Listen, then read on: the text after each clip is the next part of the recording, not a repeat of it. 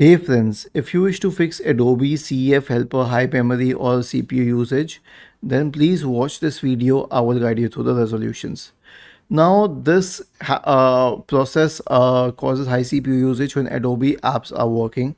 The best you can do is to open the app, click on help and then click on updates. Now, updates won't work on my computer, but you can update your system accordingly. So update all Adobe related apps, and once this is done, if it still causes high CPU usage, let's say that this app was opening or has opened, then search for Task Manager in the Windows search bar and open Task Manager and wait for all the processes to load. And for any active Adobe app, simply end task, kill it. Okay, and then you can update it at a later stage when your system is idle.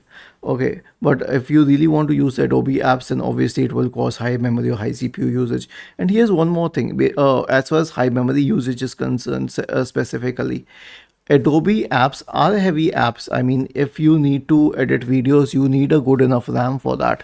It's an obvious thing.